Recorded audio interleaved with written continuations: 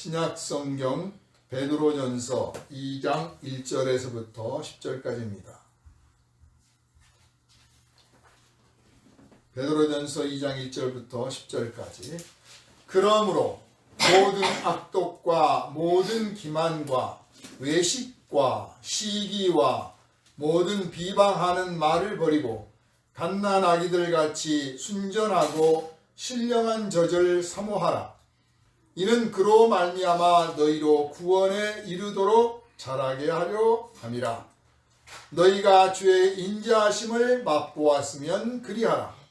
사람에게는 버림바 되었으나 하나님께는 택하심을 입은 보배로운 산 돌이신 예수께 나아가 너희도 산 돌같이 신령한 집으로 세워지고 예수 그리스도로 말미암아 하나님이 기쁘게 받으실 신령한 제사를 드릴 거룩한 제사장이 될지니라.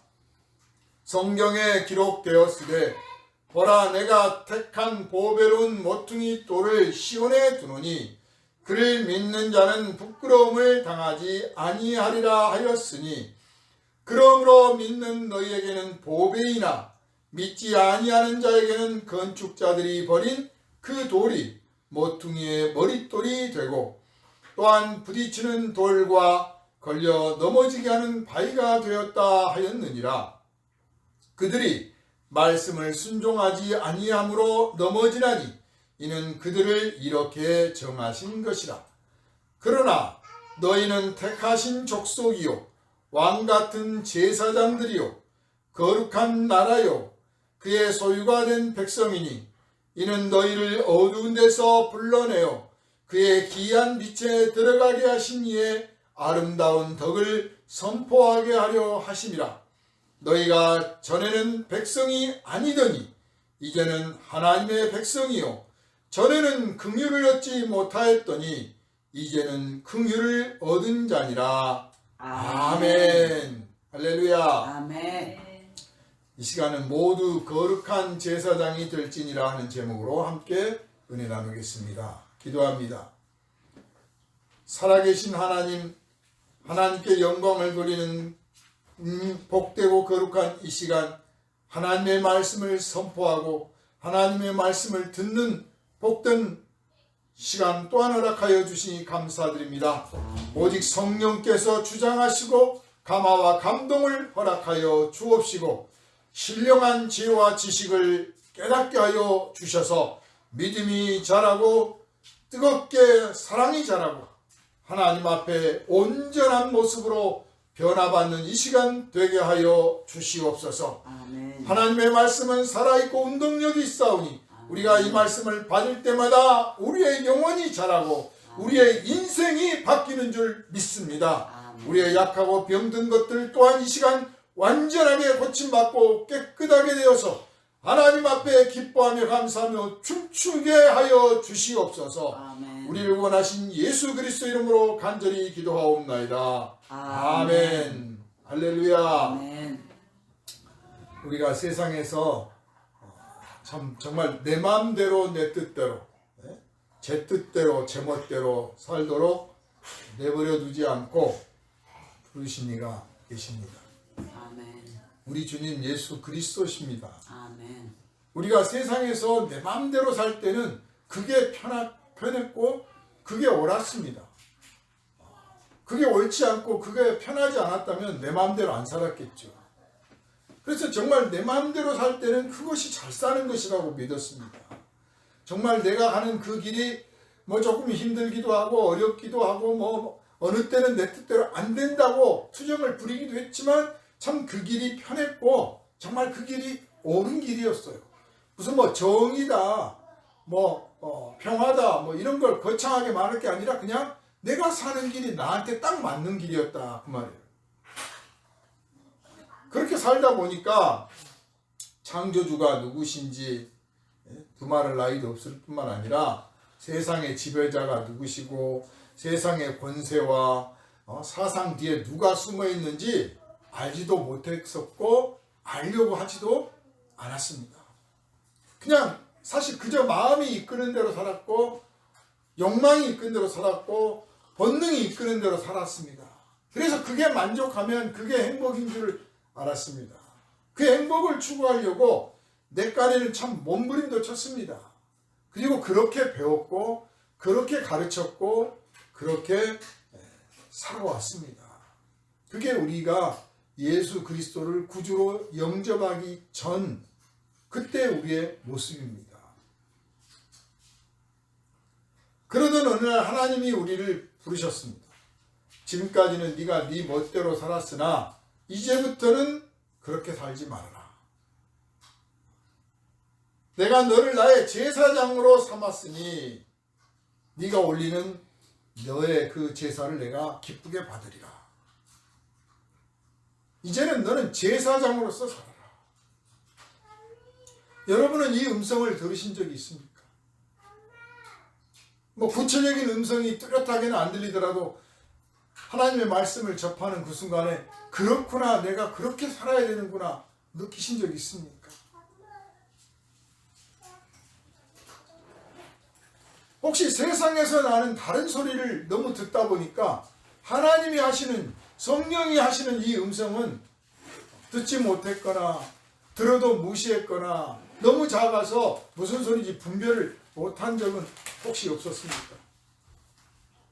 우리가 예수를 구주로 믿기로 고백한 그 순간부터 사실은 이 음성을 들었든 안 들었든 간에 뚜렷이 들었든 뚜렷하게 하지 않게 들었든 그 음성을 들을 때 뭔가 광채를, 영광의 빛을 보았든 안 봤든 간에 예수를 구주로 영접하고 고백한 그 순간에, 세례를 받은 그 순간부터서 우리는 이미 하나님의 뜻에 따라 제사장의 직분을 이미 받았습니다. 내가 인정을 하든지 안 하든지, 내가 그 직분에 합당하게 하고 있든지 안 하고 있든지 우리는 이미 제사장이 되었다고 말해요. 아마 거의 모든 목사님들이 다 똑같이 느끼실 거예요. 장로님들도 대개 다 그럴 겁니다.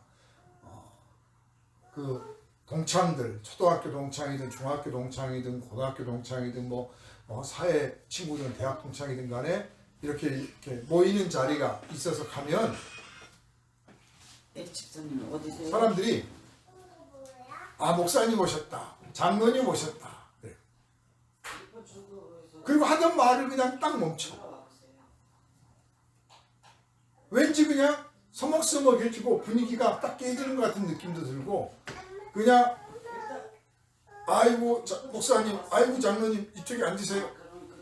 말투도 그냥 뭐 친구끼리인데 반말도 하지 않고 어중짠하게 반말 비슷하게 하는 사람도 있지만 뭐 말을 그냥 존댓말을 해가면서 그렇게 대합니다. 그러면 철없는 목사님이나 장로님이 사람들이 나를 이렇게 알아주고 대접해주는구나 하고 기분 좋을지 모르겠지만, 사실은 그게 뭔가 세상 사람들로부터 당신은 다른 사람이다라고 하는 인식을 이미 하고 있기 때문에 벌어지는 일입니다. 사실은 예전에는요, 60년대 70년대는 어땠느냐, 오늘날에는 목사님 장로님 정도만 이제 목사님 오셨네, 장로님 오셨네 그런다면요, 60년대 70년대는 집사님 오셨네, 권사님 오셨네 그랬어요. 1930년대 40년대 길게 넘어가서 50년대는 어쨌느냐, 저기 교회 다닌 사람 오네 그랬어요. 그 교회 다닌 사람 한 사람 오면 분위기가 싹 바뀌었습니다. 막 먹고 마시고 놀다가도 교회 다닌 사람 한 사람 오면 그냥 분위기가 딱 깨져가지고 야 교회 다닌 사람 왔다, 말 조심해라, 이런 정도였습니다. 그런데 오늘날에는 이제 교회 다닌 사람 온 거 가지고는 눈 하나 깜짝 않고, 집사님 왔다고 그래도 눈 하나 깜짝 않고, 이제 목사님이 정도 와야 목사님 오셨네 할 정도가 됐습니다. 조금 더 있으면 목사님 오거나 말거나 그럴 겁니다. 제가 왜 이 말씀을 드리느냐면, 바로 세상 사람들 눈에 보일 때 비춰지기를 저 예수 믿는 사람들은, 또 예수 믿는 사람들 가운데 뭐 직분이 있는 사람들은, 아니 그 중에 또 목사라고 하는 사람들은 그 하나님이라는 분을 모시고 사는 사람들이다. 그 하나님이라는 분을 모시고 살기 때문에 우리하고는 뭔가 결이 다르다. 결이 같다가 아니라 결이 다르다. 이런 인식이 밑바닥에 깔렸고, 또 그런 인식을 줄 만큼 예수 믿는 사람들이, 직분을 받은 사람이든 안 받은 사람이든 간에 정말 세상 사람들과 결이 다른 삶을 살았었다고.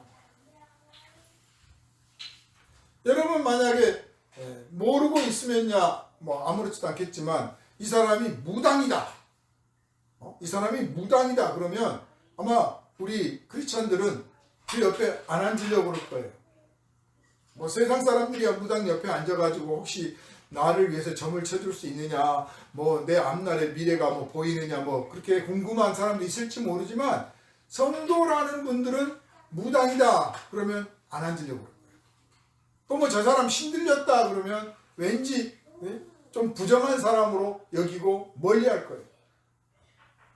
그냥 일반 사람들도 저 사람 뭐 신들린 것 같아 그러면 조금은 거리를 둡니다. 이 더러운 귀신, 거짓신, 그런 가짜신을 모시고 더러운 영들을 그 안에 품고 있는 그런 사람들이 뭔가 선을 긋고 경계를 한다고. 하물며 살아계신 전능하신 거룩하신 하나님을 우리가 모셨다면, 성령이 내 안에 계신다면, 내가 인식을 하든지 안 하든지 간에, 내가 그걸 날마다 느끼고 누리고 있든지 안 하든지 간에 내가 예수를 구주로 고백할 때 이미 성령이 와 계심으로 사람들이 나를 다르게 대해야 하는 것이 마땅한 일이고, 그게 전혀 이상한 일이 아닌 것입니다. 그게 정상이에요. 그리고 오히려 하나님께서는 너는 제사장이다, 나를 섬기는 제사장이니, 저들을 위하여 나를 섬기는 제사장이 되었으니 그 제사장에 합당하게, 그 직분에 맞게 합당하게 말과 행동을 하라 하고 우리에게 요구를 하신다는 겁니다.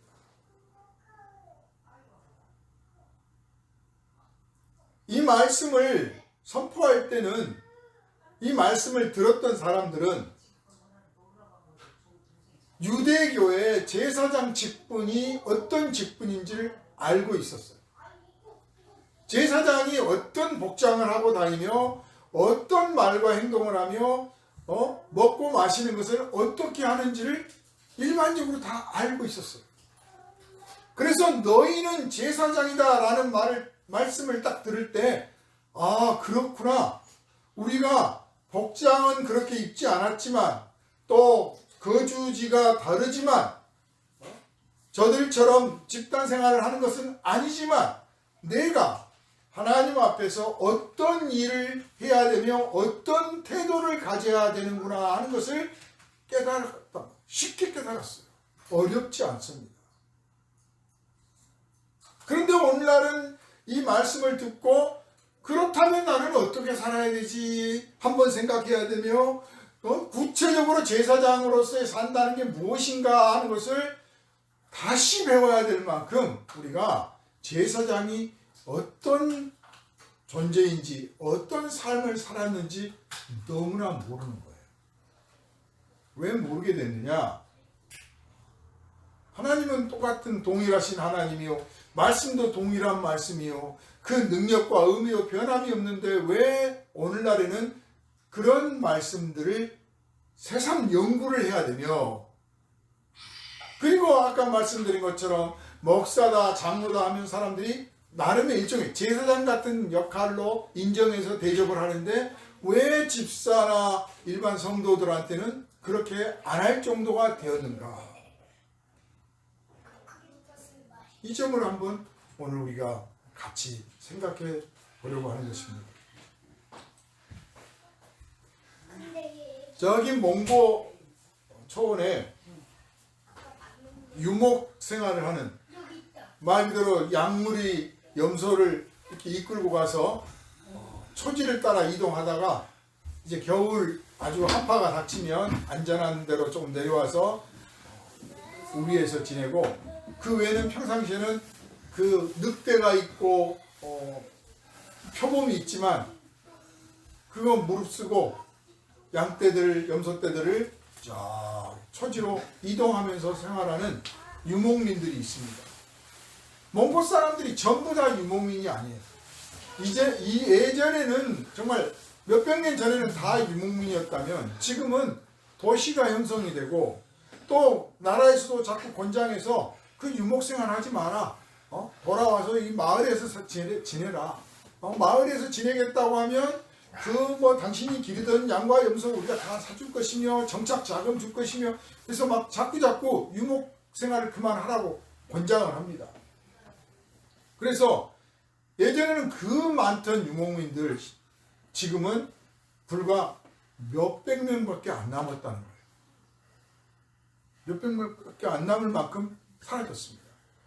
그런데 이제 권장을 하기도 하고 옆에서 뭐 그렇게 분위기를 부추기기도 하지만 유목 생활을 하고 있는 사람들 중에서 이제 도시 문명을 한번 맛보거나 또 뭐 편리한 시설을 좀 맛보거나 또 배워야 되겠다, 뭘 해야겠다, 꿈을 꾸거나 뭐 이러다 보면, 그리고 이제 편하게 돈을 벌겠다 생각을 하게 되면 유목 생활을 못 하게 되는 거예요. 한번 그걸 맛보면. 그래서 그냥 다 접는 겁니다. 그래서 그냥 우리 그 뭐 닭장에다 닭을 기르잖아요. 그냥 좁은 데 가둬놓고 돼지 기르듯이 그런 식으로 이제 점점 몽고에서도 소, 염소, 양들을 그렇게 길러가는 사람들이 점점 늘어간다는 거예요. 그냥 가둬놓고 사료 먹이고. 그런데 어떤 이제 유목민이 그렇게 사는 게 사는 겁니까? 우리 목동들은 소와 양들을 이끌고 초지를 다니면서 하늘의 별을 보면서 비바람 맞아가면서 늑대와 싸우면서 그렇게 사는 게 사는 거지.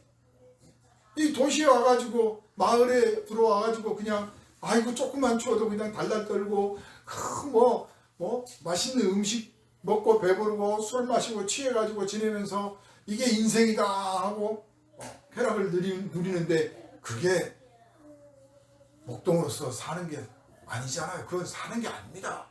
이렇게 말을 하는, 어쩌면 이제 유목민으로서 마지막 세대가 될 사람들이 하는 말을 봤습니다. 그 편리함을 추구하다 보니까 순수함을 잃어버렸다는 거예요. 사실 그 유목생활 원시적으로 하는 게 참 어떻게 보면 비과학적으로 보이죠. 합리적이지도 않고 그 고생을 해가면서 뭐 그렇게 하나 인생 그럴 수 있겠죠. 그러나 그 속에서 나름의 빛을 본 사람들, 사명을 깨달은 사람들, 인생의 가치를 알게 된 사람들은 이게 뭐 어때서, 이게 얼마나 아름다운데.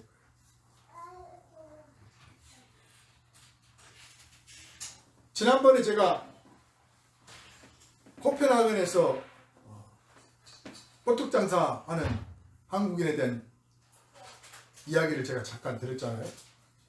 그 젊은 친구가 인생의 가치가 무엇인지, 인생의 무엇인지를 알면 호떡장사도 부끄럽지 않고 풀빵장사도 부끄러운 게 아닙니다. 나는 이 덴마크에서 한국을 알리는 일을 하고 싶습니다. 그 일을 할 수만 있다면 호떡을 팔아도 좋고 풀빵을 팔아도 좋고 자전거 타고 다니면서 하루 종일 고생해도 보람이 있습니다. 물론 돈을 좀 더 많이 벌면 좋겠죠. 좀 더 편한 잠자리가 있으면 좋겠죠. 좀 더 많은 사람들과 즐겁게 웃는 시간을 많이 가지면 좋겠죠. 그러나 나는 이미 발견했습니다. 내 삶이 무엇에 목적이 있어야 되는지, 무엇이 진짜 인생의 가치가 있고 의미가 있는지 나는 발견했습니다. 참 멋진 장면이에요. 하나님께서 우리에게 너를 내가 내 제사장으로 삼겠다라고 하는 이 말씀을 하신 것은 단순하게 1차적으로 그냥 제사장 직분이라고 하는 것에 너를 묶어놓겠다, 그런 의미만 아닙니다. 너의 삶의 가치, 너의 삶의 방향, 너의 삶의 목적을 나에게 두어라. 내가 너에게 제시하겠다. 틀림없이 의심하지 말고 그대로 따라가면 너는 영광스러운 삶을 살게 될 것이다. 빛나는 삶을 살게 될 거다. 너의 삶의 의미로 꽉꽉 채워진 삶을 네가 인생을 마지막 눈 감을 때 감사하며 보람있게 돌아보고 하나님께 찬송을 하게 될 것이다. 그런 뜻으로 우리를 부르시고 그 직분을 주신 거예요. 그래서 그 유목민 그 목동이 그 목동으로서의 삶의 가치와 의미를 발견한 그 순간에 그 어떤 부귀영화도 어떤 편리함도 대수롭지 않게 여기고 그 불편함 속에서 그 광야에서 그 초원에서 그것들을 기르고 늑대와 표범과 그런 위협들을 견뎌내고 밤새 잠 못 자가면서 그것들을 지켜가면서도 그게 보람있고 자랑스럽다라고 하는 그 순수성을 정말 누리듯이 우리가 그리스도인으로서의 순수성을 누리는 그런 복된 성도가 되시기를 주님의 이름으로 축원합니다. 아멘. 제사법이나 출애굽기, 레위기, 신명기 이렇게 쭉 하면서 제사법을 하나님께서 정하십니다. 그 안에 이제 제사장이라는 직분을 주십니다. 제물은 어떻게 해야 되며 제단은 무엇인가? 왜 이 제사라는 게 생겼습니까? 모든 사람이 하나님 앞에 범죄하였으므로 그 삶의 결과가 죽음으로 마감되고 하나님의 심판 아래 떨어질 것이 너무나 명백하므로 하나님께서 그 안타까운 마음에 저들을 살리시기 위해서 살 길을 열어주시려고 제사를 정하신 거예요. 먼저 하나님의 택하신 백성들로부터 그 일을 시작하셔서 나중에는 모든 만백성들이 하나님의 그 은혜를 따라 살도록 하시려고 하나님께서 이 제사와 제사장 제도와 제단이 무엇이며 제물이 무엇이며 다 정하신 것입니다. 하나님은 우리에게 생명을 주신 하나님이세요.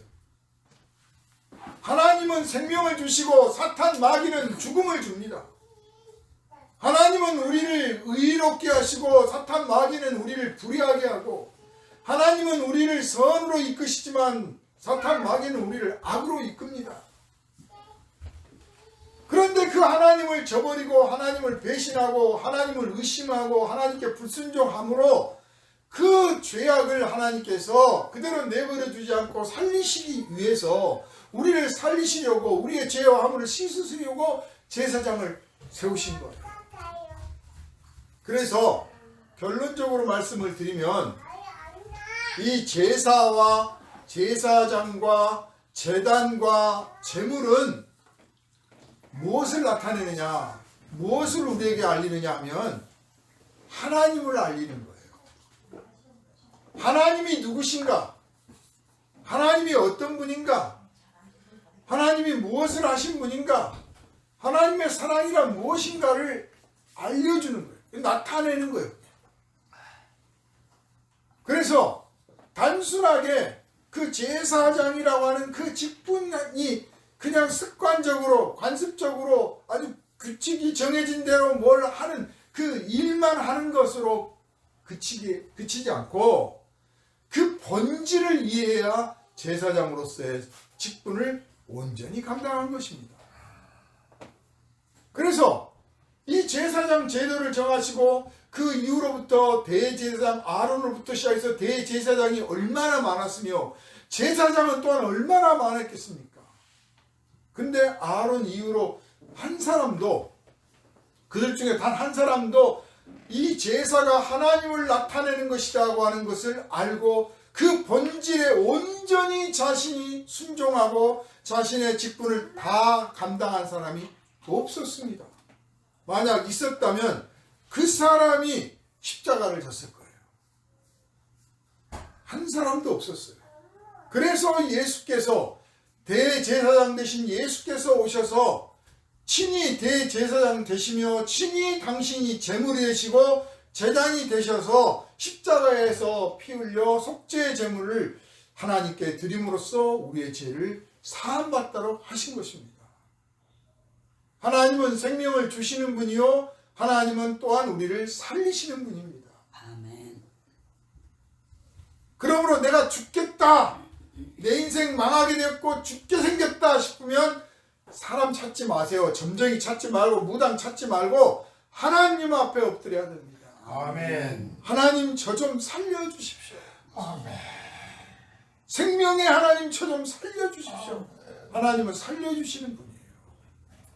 살리시는 분. 아멘. 이 살리시는 하나님께서 우리에게 너는 제사장이 될지니라 하신 거예요.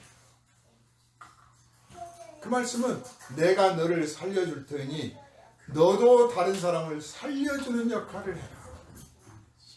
너도 다른 사람을 살려라. 그것이 너의 본분이요 그게 너의 특권이다. 저는 어렸을 때 그 유교 그 조상님들께 드리는 제사 어렸을 때 이제 많이 봤죠. 7월 칠성날이 할머니 제사였고요. 또 뭐 이런 뭐 추석이니 뭐니 이렇게 제사 때 오잖아요. 설 때, 명절 때 오고. 그럼 아버지께서 꼭 저기 저 정육점에 가서 고기 한 근 끊어다가 소고기 한 근 이렇게 한 근인지 아무튼 듬직해요. 그러면 뭐 신문지를 똘똘똘 말아가지고 또 그걸 새끼줄로 꽈가지고 그거 저기 정종 한 병하고 들고 이제 큰 집에 갖다 드려라. 그럼 그거 들고 이제 갑니다. 그리고 이제 그 다음날 제사날 딱 저녁에 제사는 저녁에 드리잖아요. 또 뭐 차례나 이런 건 또 아침에 하고 그리고 가서 이제 어른들 하는 걸 봅니다. 그럼 뭐 요새차 해가면서 다 절하고 또 절하고 근데 참 그게 엄숙해 보이는 거예요. 아 진지하고 평상시는 그렇게 진지하게 안 사시는 분들이 평상시는 그렇게 엄숙하게 안 사시는 분들이 그 순간 되면 아주 진지하게 엄숙하게 막 술을 따르는 것도 아주 조심스럽게 뭘 하는 것도 굉장히 조심스러워요. 쉿 조용. 얘들은 저 한 칸 물러가 있어. 그래서 어른들이 안에 앉고 아이들 뭐 밖에 앉고 뭐 이렇게 쭉 하고 또 뭐 큰어머니 또 뭐 작은어머니 다 오셔서 그냥 다 옆에서 서 계시는 거예요. 그 다 끝나고 나면 이제 무슨 운복을 한다고 그래 또 그걸 나눠 먹어요. 사람들이 세월이 흘러도 당신 종교가 뭡니까? 그러면 난 뭐 기독교입니다. 나 불교입니다. 나는 유교입니다. 막 하잖아요. 유교라는 게 어디 가서 뭐 특별히 무슨 행사를 하는 게 아니잖아. 뭐 공자왈 명자왈 성중 가서 배우는 것도 아닌데 유교래 유교. 그 유교 인구가 우리나라에 얼마나 될 것 같습니까? 기독교 인구가 더 많아요. 성균관 가서 공자왈 명자왈도 안 배우는데 사서오경 한번 제대로 읽어본 적도 없는데 여전히 유교 신자예요. 그거 뭘로 평가하느냐? 우리 집에서 제사 지낸다. 제사를 지내. 왜 제사를 지내느냐? 아버지들이 엄숙하게 진지하게 그 제사를 지냈던 그 모습을 기억하고 그걸 잊지 못하고 그걸 따르는 거예요. 그리고 결정적인 순간에는 야 제사는 참석해야지. 다른 건 몰라도 제사는 꼭 와야 돼. 다른 때는 안 와도 제사 때만 오면 다 용서해주고 다 괜찮아. 그날이 만나는 자리요, 용서하는 자리요, 화해하는 자리요, 축제의 자리. 그래서 예전에 임권택 감독이 축제라는 영화를 찍었어요. 장례식인데 가족들이 다 모인 거예요. 자, 이 구구절절 제가 제사 이야기를 꺼냈는데 그런 엄숙하고 진지하고 정말 이전과는 다른 태도와 자세를 통해서 제사를 지내는 모습을 보았기 때문에 그 후손들이 그걸 이어가고 또 당사자들도 그걸 지키려 하고 그걸 신앙의 중심으로 삼았다. 그리고 기꺼이 가장들이 제사장이 되는 건 당연한 거고 그 후손들도 기꺼이 제사장이 되어서 그 일을 수행하고 봉행하고 유지해 갑니다. 오늘 하나님께서 우리에게 너는 내 제사장이 될지니라 이렇게 말씀을 하신 것을 한번 같이 연결해서 봅시다. 자, 우리는 그러면 하나님 앞에서 이스라엘의 그 제사장들이 하나님 앞에서 어떤 태도와 자세를 가지고 섬겼는지를 알고 있는가? 본 적이 있는가? 들은 적이 있는가? 어떤 분들은 뭐 구약 그거 뭐 그렇게 알 거 뭐 있어요? 예수님이 다 용서하셨는데 그냥 없던 일 취급을 하는 사람도 있고, 뭐 그 이스라엘 했던 건데 그걸 또 알려고 합니까? 하는 사람도 있고, 알고는 싶은데 너무 복잡하고 너무 귀찮아요. 또 이제 오늘날 누가 그렇게 엄숙하고 진지하게 예배합니까? 여러분 예배가 어떻습니까? 우리 예배 정말 엄숙하고 진지합니까? 엄숙하고 진지한 가운데 활기차고 감사하고 기쁨이 있어야 됩니다. 그런데 엄숙하지도 않고 진지하지도 않고 그런가 하면 활기차지도 않고 기쁨도 없어. 그냥 앉아가지고 언제 끝나나 하는 사람도 있고, 그냥 형식적인. 내가 제사장이 되었다면, 그렇다면 제사장은 과연 어떤 삶을 살았나? 알다시피 제사장은요, 유대교에서 제사장은, 예수님 때의 제사장은 아예 복장이 달랐어요. 옷을 다르게 입었습니다. 나는 제사장이요.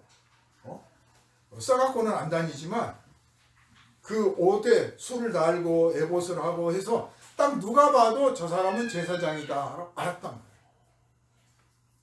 이게 크리스찬들이 너희는 내 제사장이 되었다 라고 말씀하는 그 순간부터 깨달아야 될 말씀이에요. 누가 봐도 언제 봐도 어디서 봐도 저 사람은 크리스찬이구나 하고 알아볼 수 있을 만큼 내 말과 행동이 달라야 되는 거예요. 이제 보니까 교회 댕겼네? 이런 말 나오면 안 되는 거예요. 그래서 아이고 목사님 오셨네, 장로님 오셨다, 야, 이게 아니라 저 교회 다닌 사람 온다, 저 교회 다닌다며 딱 오는 순간부터 말과 행실을 그 사람 앞에서 조심할 수밖에 없도록 내가 달라져 있어야 된다고. 옳습니다. 그게 마땅한 거예요. 제사장으로서 옳은 거예요. 삼손, 여러분 우리 잘 알잖아요. 삼손, 뭐 성경 안 읽어본 사람도 삼손 하면 알아요. 삼손이 왜 눈 뽑히고 노예가 됐습니까? 그 나시린으로서 머리를 자르면 안 되는데 머리를 잘랐잖아. 그 비밀을, 나시린은 절대 머리를 자르지 마라 그랬는데 그거를 여자에 쏙 빠져가지고 혼이 빠져가지고 비밀을 캐는 그 여인한테 실은 내가 이 나시린이라서 머리를 안 잘랐거든. 머리카락을 안 잘랐기 때문에 내가 이런 초능력적인 힘을 쓸 수가 있는 거야. 하나님이 그걸 주신 거야. 아, 그렇구나. 신기하다. 대단하네. 하고 술 한잔 먹여놓고 새벽에 깨보니까 머리카락을 싹 잘라버렸어. 사탄 마귀가 여러분 앞에 올 때 무서운 표정을 지으면서 내가 너를 잡아먹으리라 하고 이렇게 올 줄 압니까? 다정한 친구로, 사랑스러운 사람으로, 반드시 차지하고 싶은 그 무엇으로 여러분에게 다가오는 거예요. 참지 못할 욕망으로, 끊지 못할 욕망으로 여러분을 흔들지, 아이고 무서워라, 아이고 뜨거워라, 그렇게 접근하지 않습니다. 그래서 자기 힘의 비밀을 말해줬더니 결국은 어떤 꼴이 됐습니까? 눈 뽑혀가지고 맷돌 돌리는 신사가 되어버려요.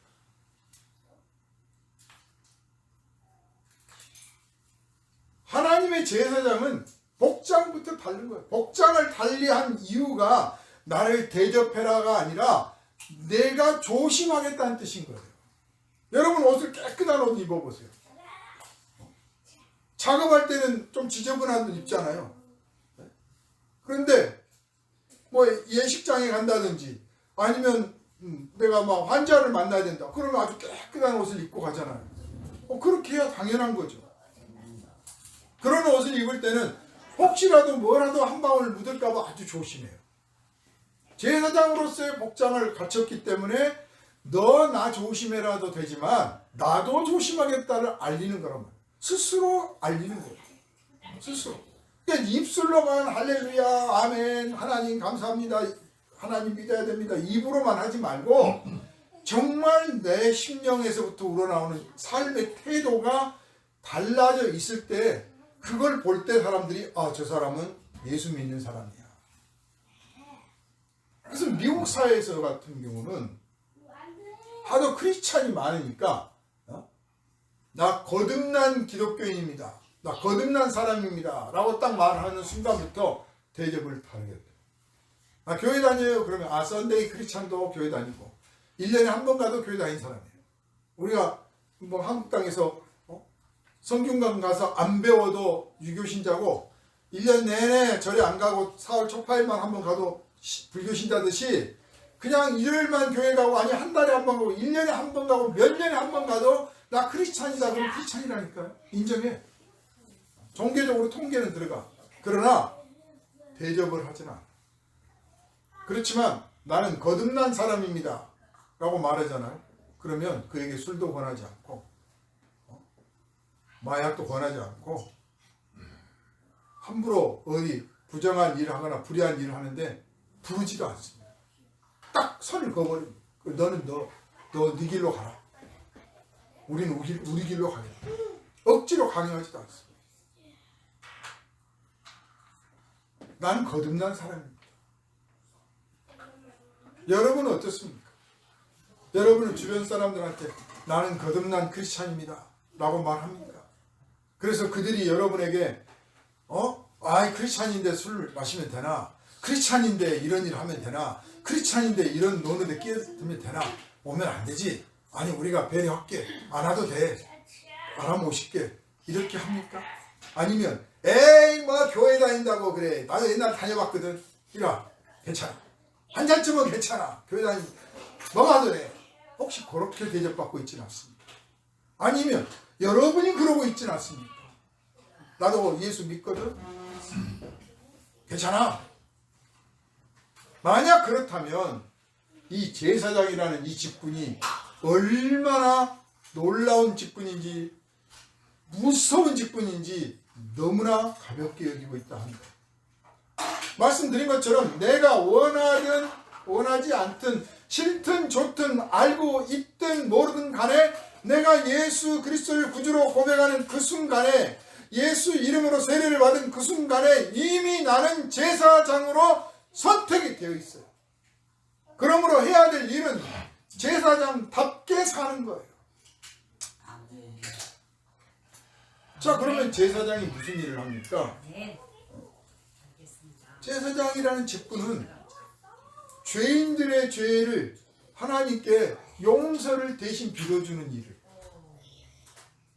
죄인을 위해서. 그러니까 제사장은 의인을 만난 적이 없어. 물론 하나님 앞에 감사를 제사로 드리는 사람도 있고 번제를 드리는 사람도 있죠. 정말 의로운 사람도 만나네요. 정말 뜨거운 사람, 진실한 사람도 만나네요.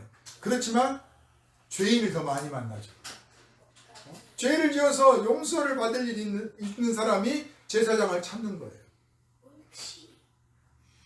우리 주변에서 내가 살기가 너무 퍽퍽해, 너무 힘들어, 나를 위해서 기도 좀 해주라, 이런 요청을 받을 수 있어야 되는 거예요. 받아야 되는 거예요. 제가 여러분 그 전도하라고 당신을 위해서 기도하겠습니다, 이건 나눠드렸잖아요. 그걸 갖고 다니는 거예요. 사실 우리 그냥 이 육체의 눈으로 보기에 말짱해 보이지만 속은 골아 있는 사람들이 얼마나 많은지 몰라요. 우리 자신도 사실 삶에 부대낄 때가 있고 정말 살기 어려운 형편인 처진 고통스러운 인생을 살고 있는 사람들, 마음의 고통, 육신의 고통, 사업의 어려움, 인간관계의 어려움, 편안할 일을 겪는 사람들이 많은데 어디 하소연할 데가 없어. 의지할 데도 없고 누구 붙들고 매달리고 싶은데 갈 데가 없어. 그러니까 배운 게 도둑질이라고 어디 가서 점을 쳤더니 뭐 어쩐다더라, 어디 가서 구술했더니 어쩐다더라, 그런데 찾아가고 아이고 나는 그런 천박한 짓은 안 해 하고 조금 고급스러운 사람들이 이제 뭐 심리 상담 찾아가고 무슨 특강 찾아다니고, 그보다 조금 더 고급스러운 사람들이 나는 이제 절에 갈 거야, 나는 뭐 교회 갈 거야, 난 성당 갈 거야, 한 차원 높은 사람들이 그래요. 하나님의 사람을 아직 못 만났기 때문에 그런 거예요.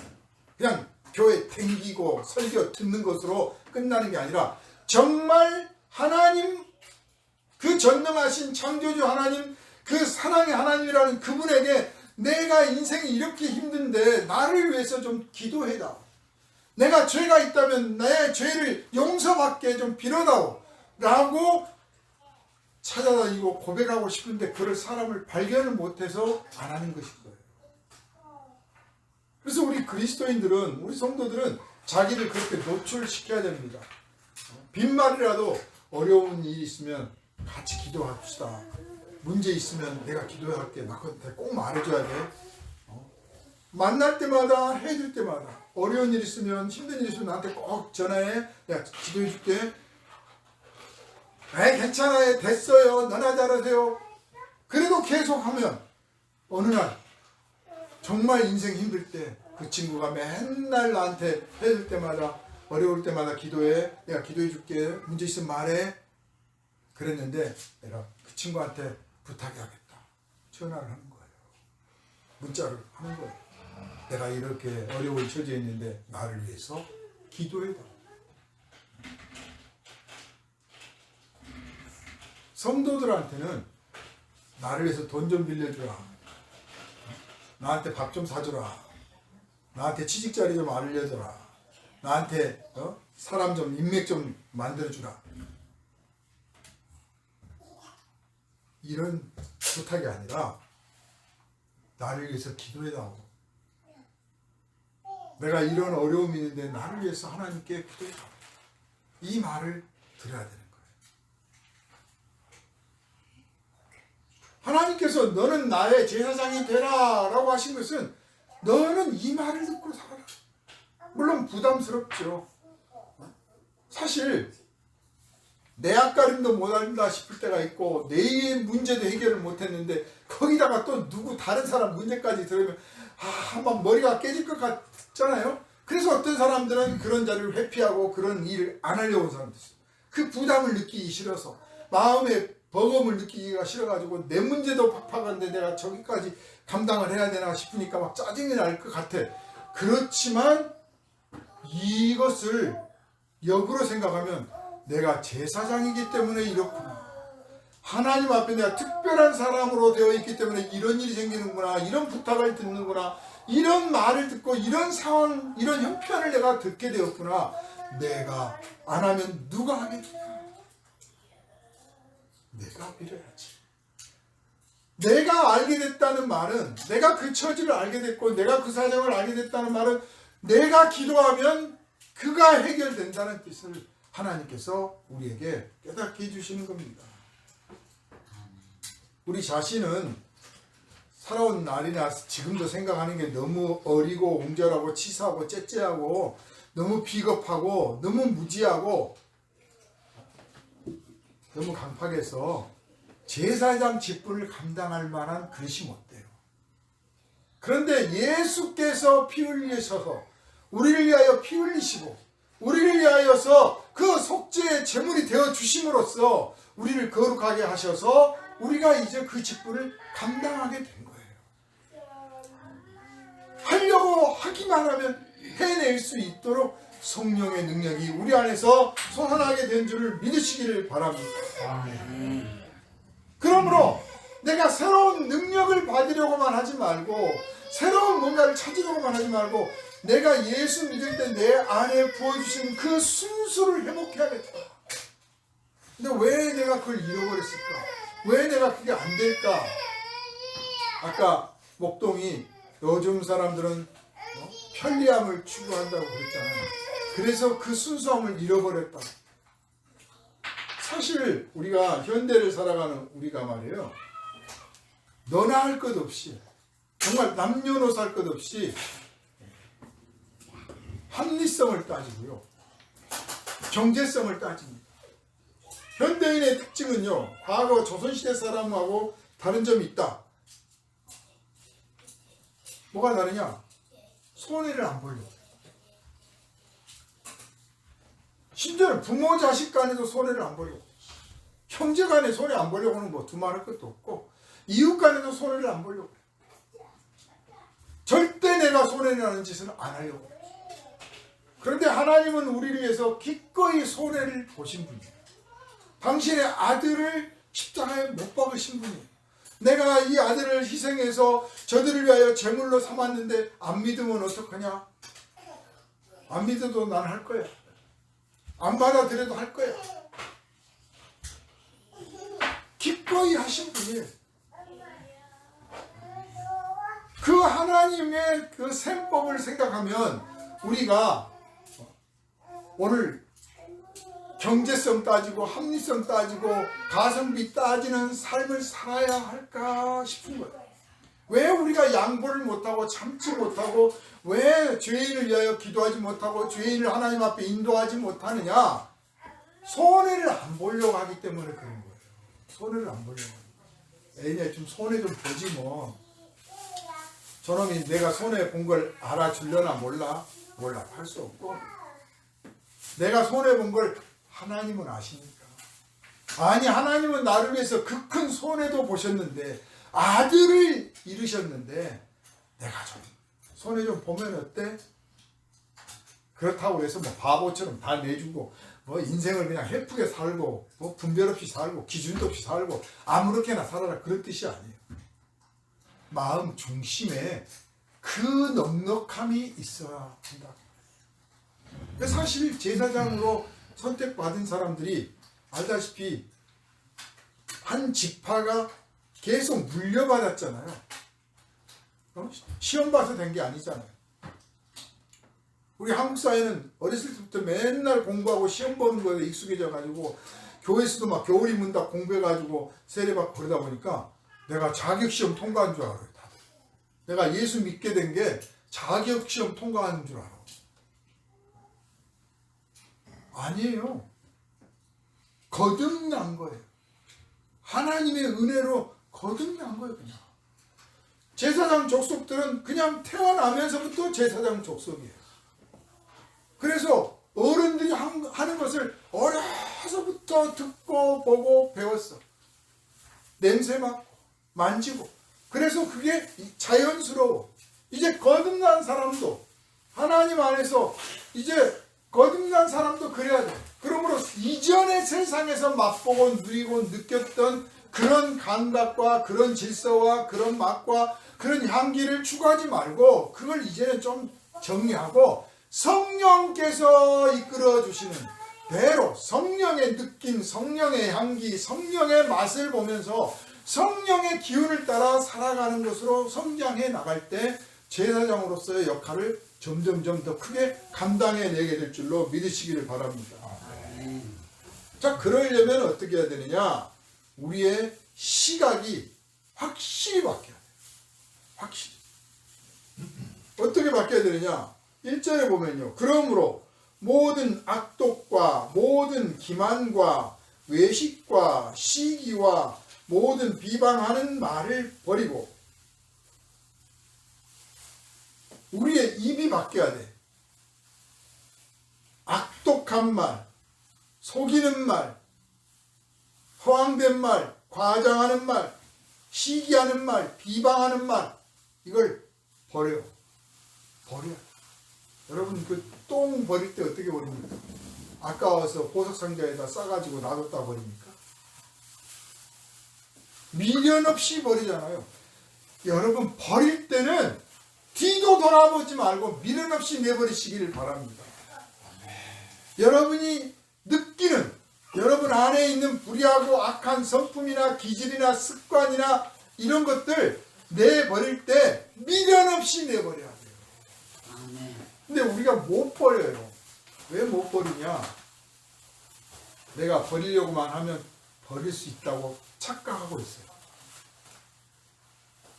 많은 크리스찬들이, 이 많은 성도들이 이 버리는 일에 실패하는 이유가 자기가 강하다고 믿기 때문에, 자기가 대단한 줄 알아요. 내가 심지어는 예수도 믿는다. 나 그런 사람이야. 자기를 되게 잘난 사람인 줄 알아. 그런 사람들은 못 버려요. 못 버려요. 여지를 남기고 미련을 남기고 버려도 다 안 버려요. 그런데 하나님 저는 너무 약합니다. 다시 옛날로 돌아갈까 봐 너무 무섭습니다. 저 좀 도와주세요. 저 좀 붙들어 주세요. 저의 결심 약하고 저의 의지 약하고 저의 뜻이 약하고 제 결단이 약하고 제 습관이 아직도 제 삶을 갉아먹고 잡고 있으니 주여 저를 불쌍히 여겨주십시오 하고 울며 불며 기도하는 사람은 버릴 수 있어요. 그런 사람이 버리는 거예요. 사도 바울 같은 분도, 사도 바울 같은 분도 자기의 강함을 바라보지 않고 약함을 자랑하고 하나님 앞에 엎드리고 늘 주님에게 호소를 했던 사람 아닙니까? 그리고 오직 표대를 향하여 간다라고 했잖아요. 그런데 우리는 그만큼 기도를 합니까? 그만큼 주님에 가까이 서본 적이 있으니까 뭘 압니까? 그런데 나 맘먹으면 할 수 있는 사람이야. 그렇게 생각들 한다니까요. 그래서 하나도 한 게 없어요. 전도할 수 있어. 1000년을 기다려보세요. 전도할 수 있나? 안 됩니다. 나 기도하면 하거든, 한다 하면 하는 사람이야. 못합니다. 나 할 수 있어 하면 못합니다. 주님 도와주십시오. 저 좀 도와주십시오. 불쌍히 여겨주십시오. 붙잡아 주십시오. 이끌어 주십시오. 주여 당신이 나를 주장하여 주십시오. 심지어는 찬송가 있잖아요. 주님의 은혜에 사슬대사 나를 주님께 매소서. 주여 나는 이대로 살다가는 안 된 놈입니다. 좀 불편해도 좋고 아니 억압이라고 누가 비웃어도 좋으니 나를 당신의 쇠사슬로 좀 묶어서 나 좀 끌고 가주세요. 이런 사람만이 이 악습에서 악한 기질에서 악한 말에서 벗어나게 될 줄 믿으시기를 바랍니다. 아멘. 그러므로 모든 악독과 모든 기만과 외식과 시기와 모든 비방하는 말을 버리고 갓난아기들 같이 순전하고 신령한 젖을 사모하라. 애기들이 젖 먹으려고 얼마나 그냥 젖꼭지 비슷해 손가락만 대도 막 빨잖아요. 엄마 냄새는 딱 기억해가지고 그냥 때가 되면 배가 조금만 고파도 응애응애 울잖아요. 하나님 말씀 조금만 배가 고파도 목사님 저 좀 성경 좀 가르쳐 주세요. 좀 이런 성도가 있었으면 좋겠어. 목사님 나 말씀에 갈급해 좀 가르쳐 주세요. 이 신령한 젖을 사모하라고 했어. 그런데 다른 건 연구를 얼마나 하는지 몰라. 이 스마트폰이 생겨가지고 하루 종일 쓸데없는 것도 이리저리 띠적거리고 막 알아도 그만 몰라도 그만 아는 것이 오히려 해가지고 병이 되는 것들만 잔뜩 배우고 성경은 읽지도 않아요. 그러면서 시간을 보내. 그리고 어린아기처럼 젖을 사모하는 어린아기가 아니라 어른이 돼가지고 그래 한번 해봐. 내가 마음에 들면 아멘 해줄게. 한번 제대로 가르쳐봐. 성령님 성경 읽습니다. 깨닫게 해주셔야 됩니다. 아니면 말고 아주 교만하게 짝이 없는 태도를 하는 거예요. 그거 왜 나오느냐? 앞에 걸 못 보였거든. 우리 마음 그릇이 그렇게 크질 않아요. 우리 뇌 용량이 그렇게 크지 않거든요. 우리의 생각이 그렇게 넓질 않아. 그래서 더러운 것들이 차 있으면 새 것들이 못 들어와. 막 한쪽에서 내버려야 하나님의 말씀이 들을 수가 있는 자리가 생기는 거예요. 갓난 아이들 같이 순전하고 신령한 젖을 사모하라. 이는 그로 말미암아 너희로 구원에 이르도록. 여러분, 구원이 다 된 게 아니라 그 말이에요. 네? 아직 완성되지는 않았단 말이에요. 구원에 이르도록 자라게 하려 함이라. 구원에 이르도록 자라야 되는데요. 제가 보고 있으면 어떤 분은 아직도 젖먹이, 그냥 젖먹이로 끝까지 가는 분도 있고, 3살로 끝까지 가신 분도 있고, 5살로 가는 분도 있고, 부쩍 자라서 그냥 어른이 돼가지고 막 야 나 좀 도와주라, 내가 너한테 좀 배워야겠다 싶은 사람도 있어. 우리 성도들은 청년이 되고 장년이 돼서 하나님 보시기에 아름답고 힘있는 사람이요 하나님 일을 하기에 넉넉한 사람들 다 되시기를 주님의 이름으로 축원합니다. 그러니까 레위지파에 태어나면서부터 제사장 족속이라니까요. 그러니까 여러분이 예수 믿기 시작한 1분 후부터서 이제 제사장 족속인 거예요. 문제는 제사장으로서의 이 일을 감당할 수준이 되었느냐 못 되었느냐. 되어라, 앞으로 되라, 여러분 제사장 족속이다 하는 말로 만족하지 말고, 그래 내가 제사장 족속이 되었는데, 예수 믿고 제사장 족속이 되었는데 이제 내가 젖먹인가 3살 백인가 5살 백인가 10살인가 20살인가 30살인가, 나이가 어려도 아주 제대로 몫을 해낸 사람이 있는가 하면, 나이는 먹었는데 아직도 젖먹이 수준이 있는 사람들이 있단 말이에요. 나는 어떤 수준인가, 나는 얼만큼 자랐나. 우리 아이들 자랄 때 키를 재잖아요. 그렇듯이 내 영적인 키를 잴 줄 알아야 돼요. 내 스스로 못 재면 물어봐야 돼요. 저한테 좀 물어봐 주세요. 목사님, 제 영적 수준이 얼마나 됩니까? 그럼 나 솔직하게 가르쳐 줄게요. 아마 충격들을 받으실 거예요. 늘 키를 재보고 어린아이가 아이 나 더 커야 되는데, 더 많이 먹고 운동해야지, 더 막 열심히 자라야지 막 그러잖아요. 내가 성장하기를 소망하고 꿈꿔야 되는 거예요. 그런데 오늘 성도들은 키도 재지도 않을 뿐만 아니라, 누가 키 재가지고 너는 어려 그러면 기분만 나빠. 목사님, 내가 교회 다닌 지가 얼마인데 아직도 나를 어린애 취급하시네. 자기를 대단한 줄 알아. 그런데 하는 짓은 어린이야.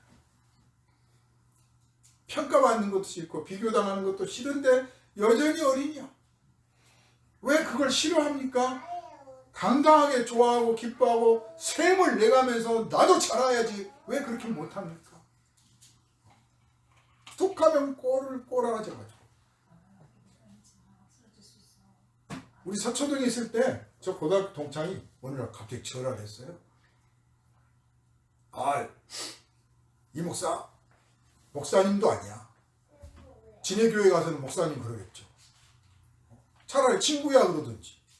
이 목사. 왜? 교회가 어디야? 서초동 어디야? 그래? 한번 가야지. 무슨 일 있어? 그게 말이야.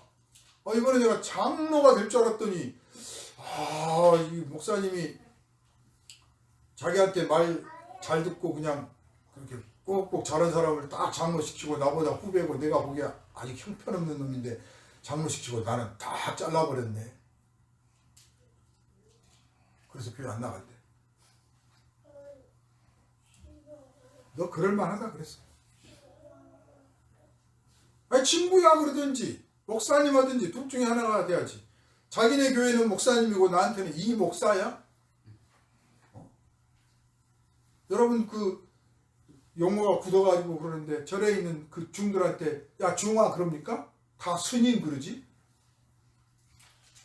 왜 목사님 안 그럽니까? 제 친구 동료 목사들도 그러더라고. 저한테 동창들한테 전화 오면 기분이 나쁘대. 제 목사 그냥 친구야 이름 부르던지, 이 말을 성직을, 이게 그냥 무슨 세상 이야기가 아닌데 그러면서 또 뭐 교회 이야기를 또 꺼낸다는 거야. 꼭 그렇게 부르고.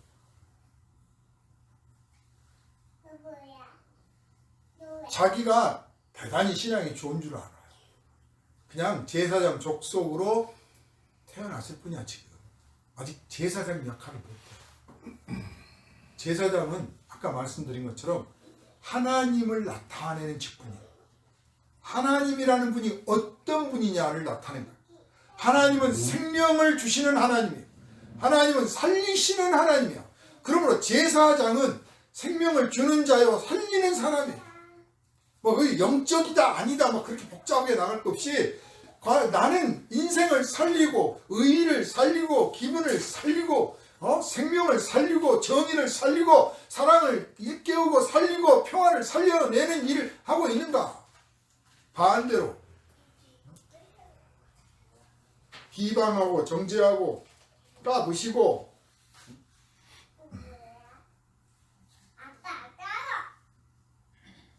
제사장은 모르고 싶었던 죄까지 알아요. 그죠? 왜냐하면 제사를 드려야 되고 즉 죄가 있는 사람이 하나님 앞에 제물을 끌고 와.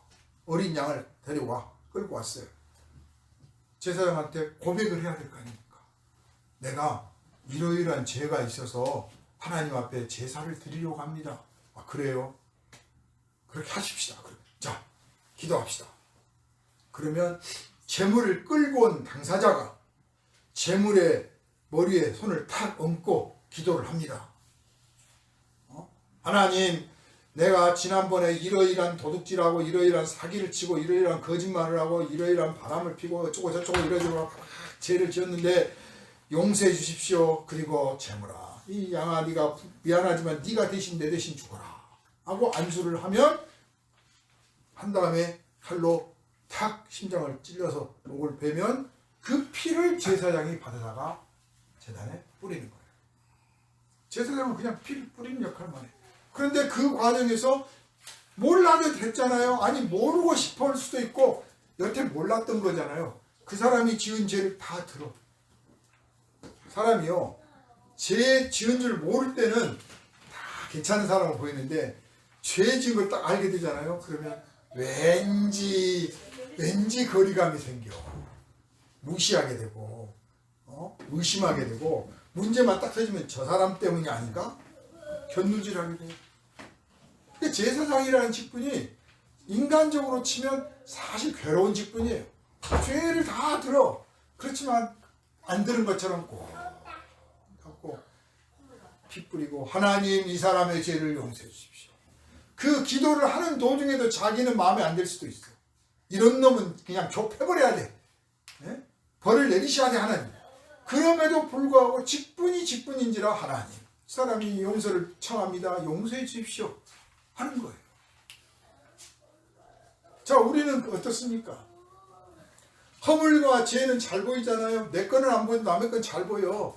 그거 보면서 하나님, 내가 저놈의 허물을, 보지 말아야 될 허물을, 알고 싶지도 않은 허물을 알면 알수록 내가 기분 나쁘고 화가 나는 저 약점과 허물과 죄를 발견했습니다.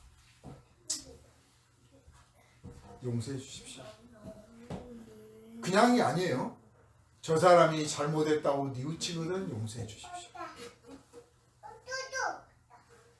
잘못했다고 고백하면 제가 용서를 하겠습니다. 그런데 왜 이런 말이 필요하냐? 사실 우리는 잘못했다고 빌어도 용서를 않거든요. 용서를 안 해. 세상 사람들은요, 잘못을 빌어도 용서를 안 해요. 그런데 제사장은 마음에 안 들어도 용서를 해줘야 되는 직분이에요.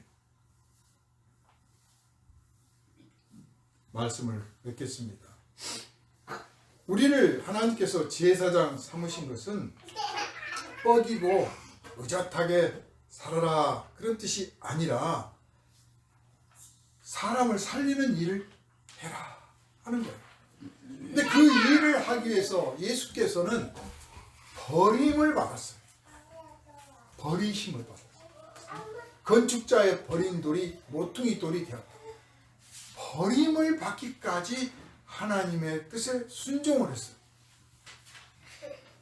제사장은 세상 사람들에게 버림받을 줄 알아야 돼요.